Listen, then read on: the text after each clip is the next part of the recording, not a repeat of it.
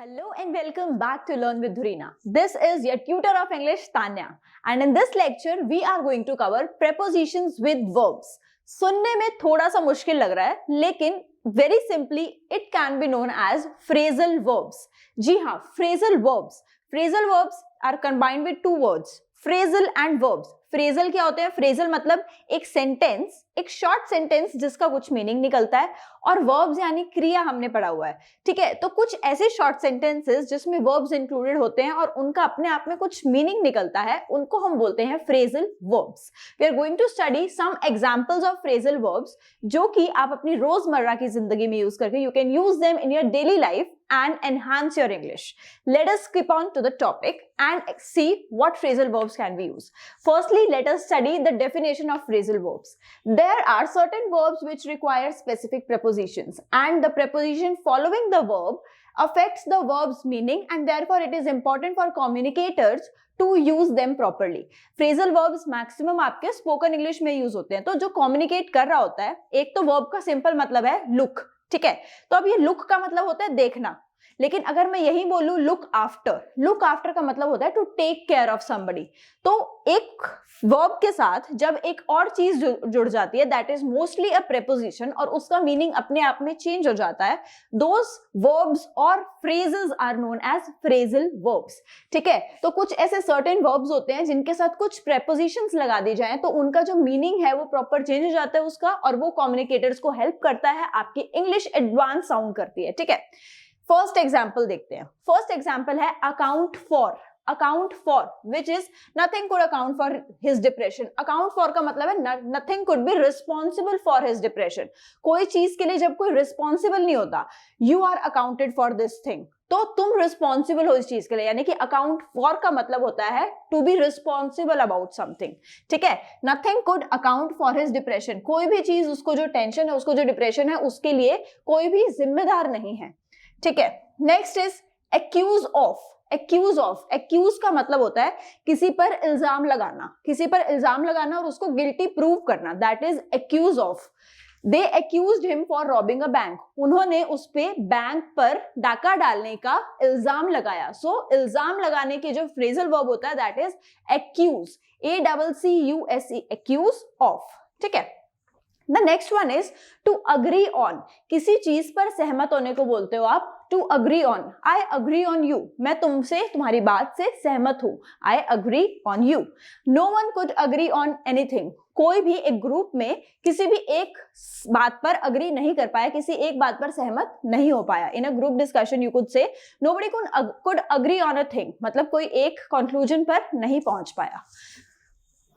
Care for, I enjoy taking care of my nephew. मुझे अपने भतीजे या भतीजी की को ध्यान रखना पसंद है. ठीक है, तो to care for, simple, care for का मतलब है किसी का ध्यान रखना. So I enjoy taking care of my nephew. The next one is to apologize to.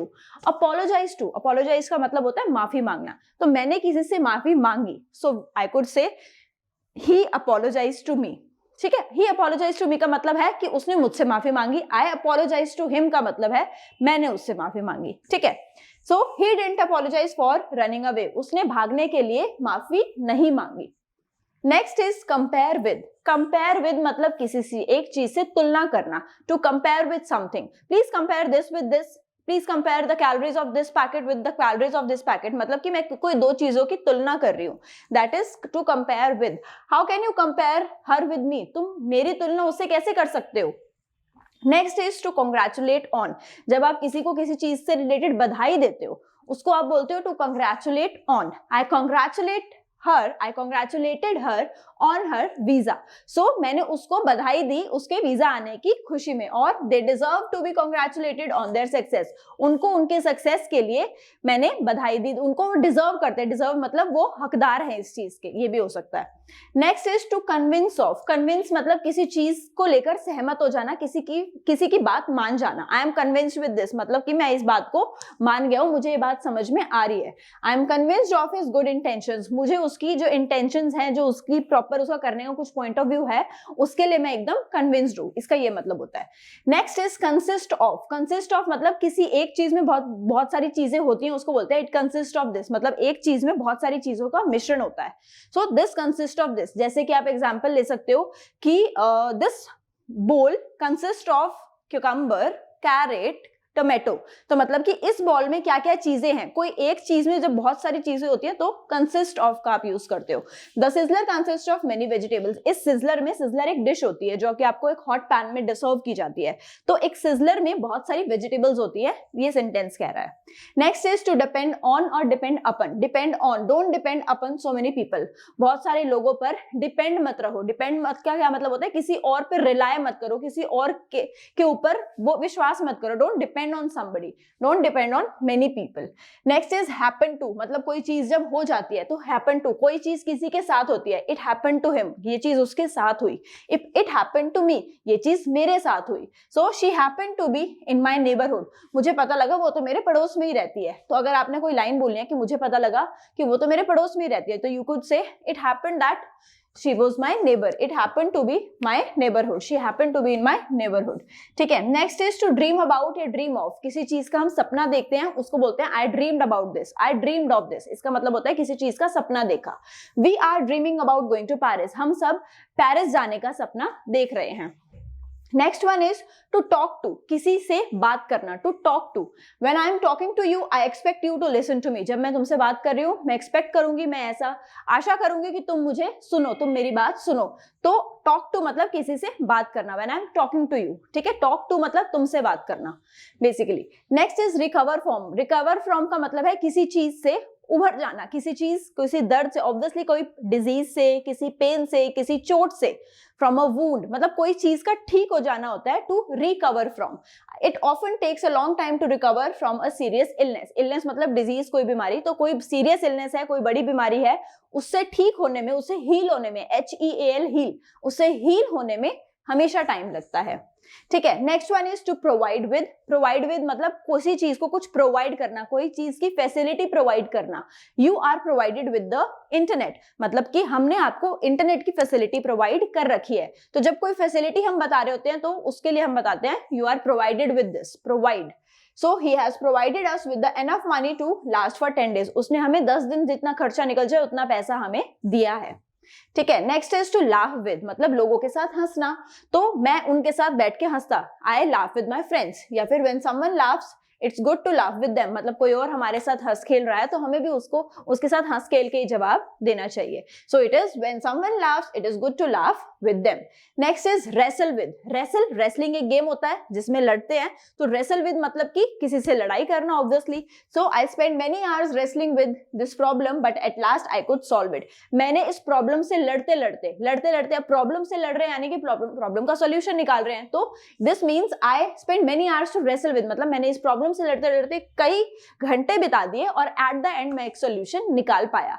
आप किसी भी चीज से लड़ के उसको जीत हासिल करने की कोशिश कर रहे हो तो वहां पर आप इस फ्रेजल वर्ब का यूज कर सकते हो, wrestle with. I wrestled up with my depression for a long period of time but now I am able to recover to it. तो इसमें मैंने दो फ्रेजल वर्ब यूज कर दिया, recover to it और wrestle up। ठीक है, तो इससे क्या होता है आपकी इंग्लिश अपने आप ही एडवांस हो जाती है। आपने बस क्या करना है, इनको बार बार ध्यान रखना है और बार बार अपनी नॉर्मल लैंग्वेज में इसको यूज करो और फिर आपको अपने आप ही धीरे धीरे कॉन्फिडेंस बिल्ड होता जाएगा कि किस तरह से आप भी एक अच्छे इंग्लिश स्पीकर बन सकते हो। ठीक है। Next is to worry about, किसी चीज की चिंता करना, किसी चीज के बारे में चिंता करने को आप बोलोगे to worry about. Parents always worry about their kids health. Parents को हमेशा अपने बच्चों की हेल्थ की चिंता होती है। Parents are always worried about their kids health. To look at, it is not good to look at somebody for a long time. किसी एक को ही बार बार देखना। लुक एट मतलब किसी को लगातार देखते रहना। ठीक है, तो look at, please don't look at it for a long time, मतलब इसको लंबे समय तक मत देखो। मतलब लुक एट का मतलब है किसी को देखना। ठीक है, अब लंबे समय तक में हम एट अ लॉन्ग टाइम लगाएंगे बाद में अलग से। So it is not good to look at somebody for a long time, मतलब किसी एक पर्सन को एक ही टक में बार बार देखते रहना, लंबे समय तक देखते रहना अच्छी बात नहीं होती है। Next is to listen for. I am listening for my brother, he should here by now. Listening for मतलब मैं उसका वेट कर रहा हूँ, बेसिकली मैं उसकी इंतजार कर रहा हूँ। आई am listening for my brother, मैं अपने ब्रदर का इंतजार कर रहा हूँ, वो जल्द ही यहाँ पर आता होगा। ठीक है, तो these were the phrasal verbs which you need to practise in this lecture. आप अपने नोट्स बनाइए, इनके मीनिंग नोट कीजिए और फिर अपनी तरफ से सेंटेंसेस फॉर्म करने की कोशिश कीजिए और कमेंट सेक्शन में जरूर लिखिएगा। I will surely comment back. Thank you and happy learning.